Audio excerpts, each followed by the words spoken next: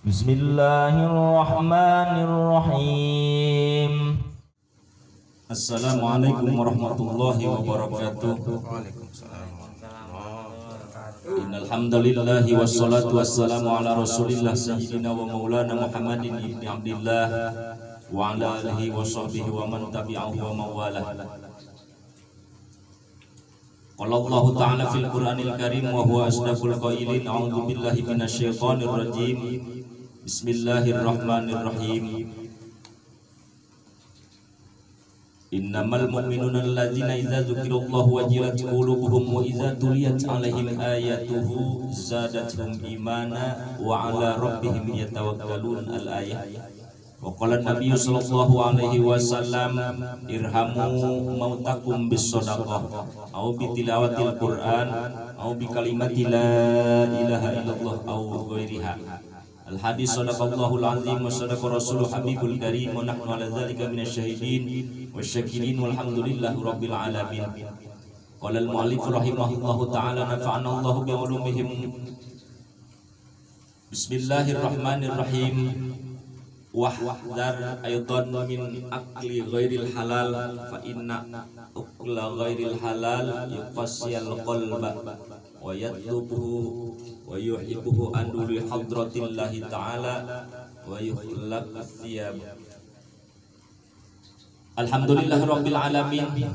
Pada pertemuan kali ini marilah kita bersama-sama seyogyanya panjatkan puja Allah yang Maha Kuasa kepada Allah yang Maha Kuasa, panjatkan puji ke Allah yang Maha Suci, di mana kita semua alhamdulillah pada kesempatan ini masih Allah Subhanahu wa taala memberikan kepada kita berbagai macam-macam nikmat, berbagai nikmat yang ketika kita hitung itu nikmat tidak akan terhingga apa-apa yang Allah berikan terhadap kita.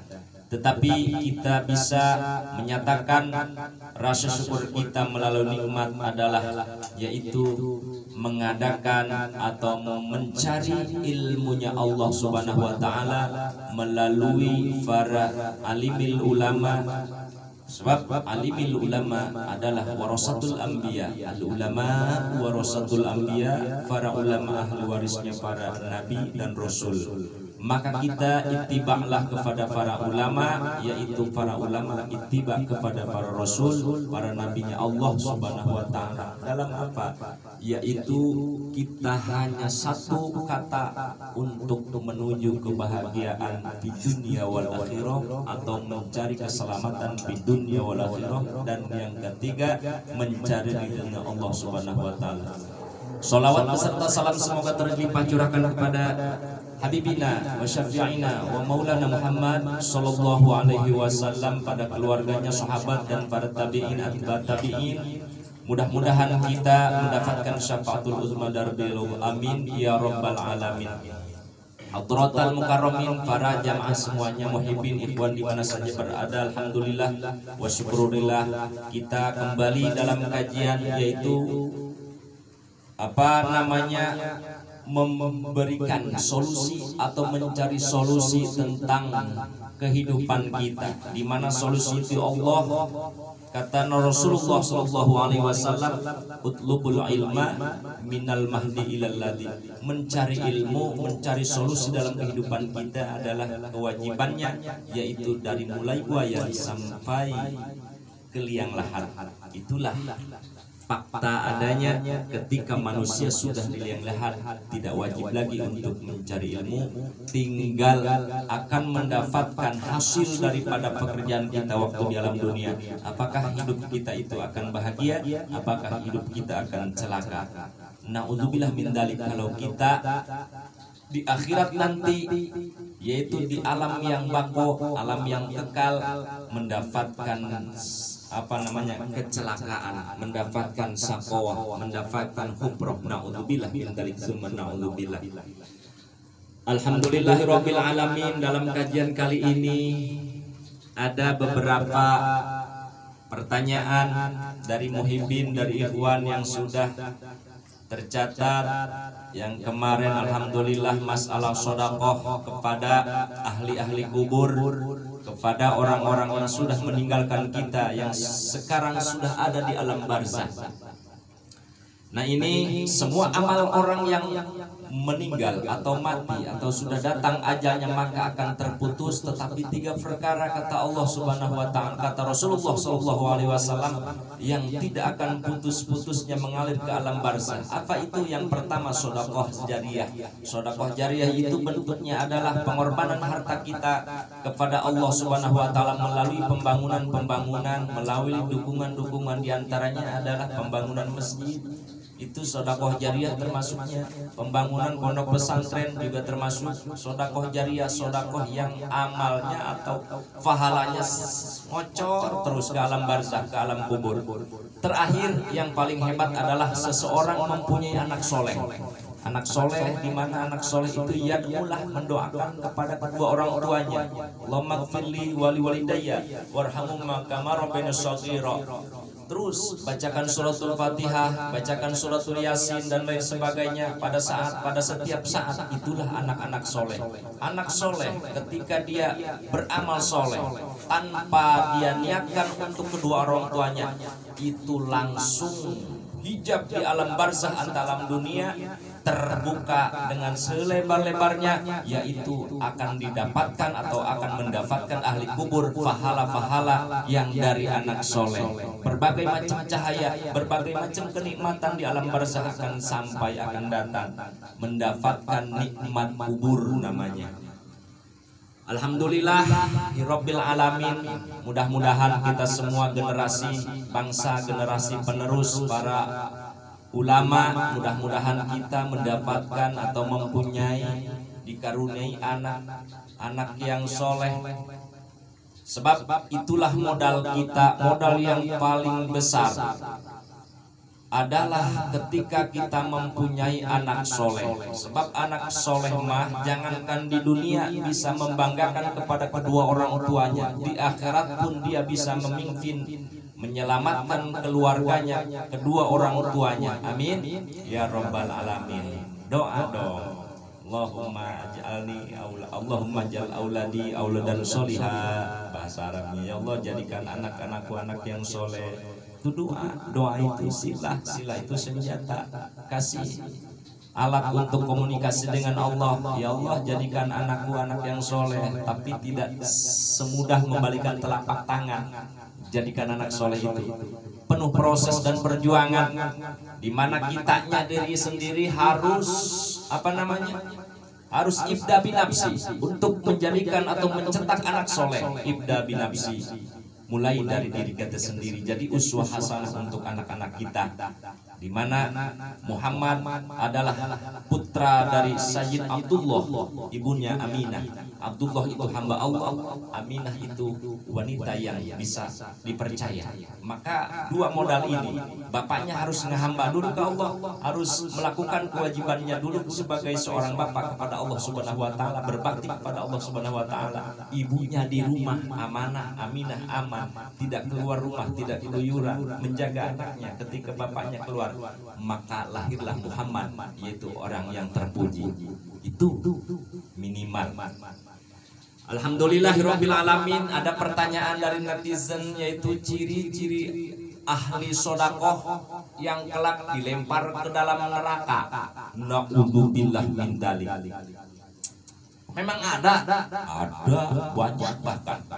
Jadi min jumlati katsirah, bagian-bagian orang-orang yang sodakoh, tetapi kenapa sodakohnya itu sia-sia, bahkan dia sendiri dilempar ke neraka oleh malaikat Zabaniyah. Nah, ini masalahnya kita harus bongkar. Ada apa, kenapa sih penyakitnya ini? Nah, ini ada penyakit-penyakit di dalam hati. Yang pertama, yuraunan nasa wa la yadhkuruna Allaha illa qalila. Meneng wae, diem wae. Di mana dibaca ayat Quran, kalau seseorang iman itu zadatul imana, dia bertambah imannya ketika serentak membaca Allah. Nih imannya nih. Iya, harus naik dong, tingkatkan. Wa idza tuliyat alaihim ayatuhu zadathum imana. Ketika dibacakan ayat-ayat Al-Qur'anul Karim, ayat-ayat Allah, zadathum imana, maka imannya langsung saja bergelombang. Oh, naik pasang. Begitu pasang ada benturan, Allahu Akbar.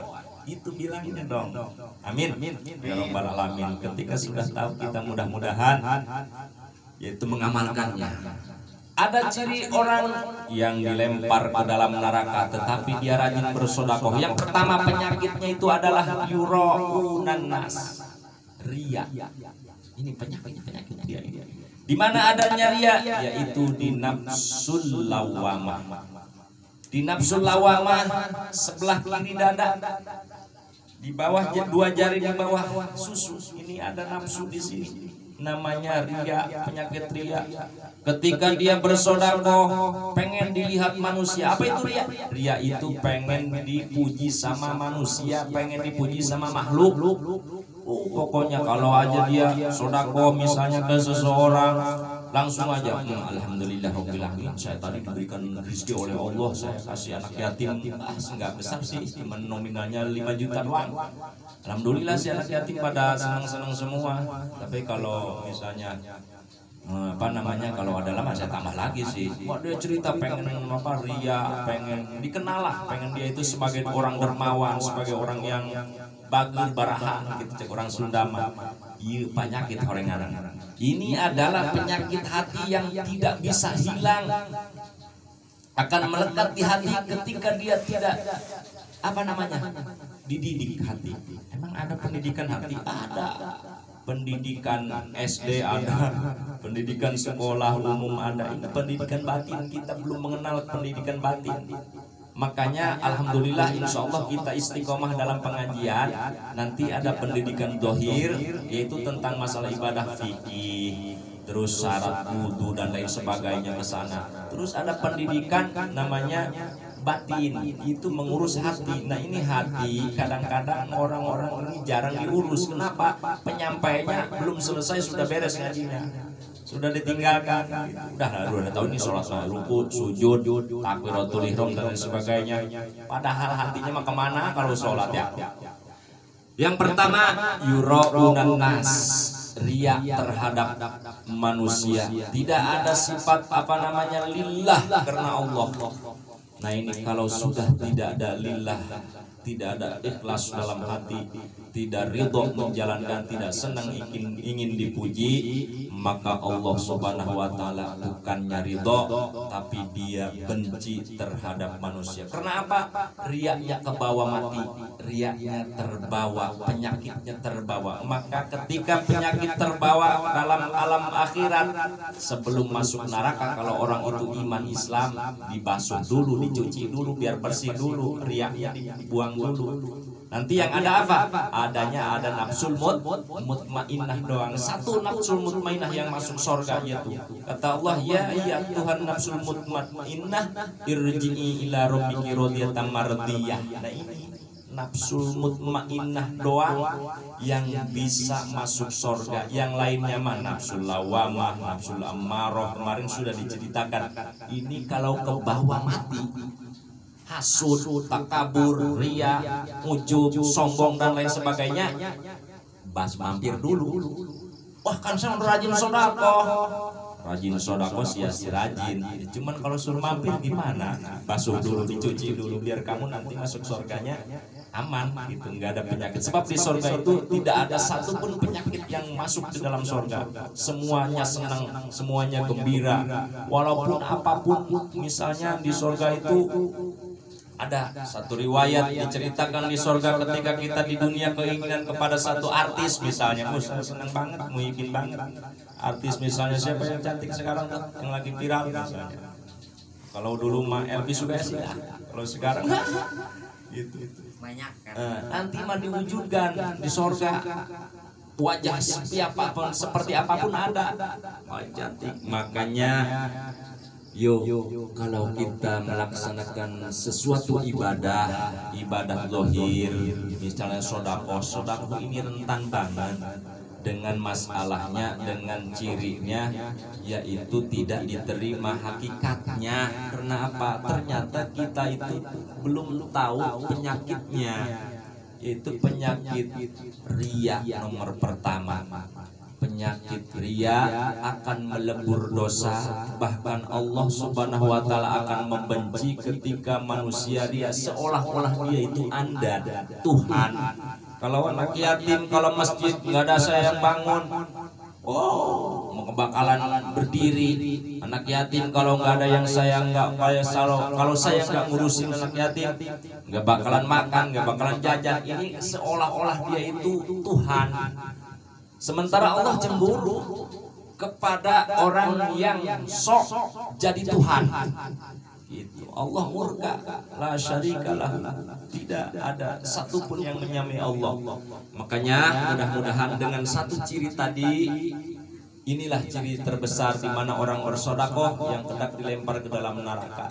Itulah diantaranya berbagai macam hadis menyatakan bahwa sedekah harus dimulai dengan ikhlas, dengan tidak dipamerkan. Mudah-mudahan apa yang ditanyakan ada pencerahan dan bisa kita amalkan bersama ketika kita ingin dijadikan oleh Allah Subhanahu wa Ta'ala pensedekah yang murni, yang mendapatkan bobot nanti di yaumil hisab.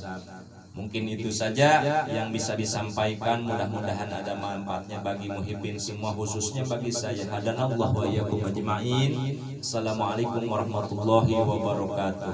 Waalaikumsalam warahmatullahi wabarakatuh.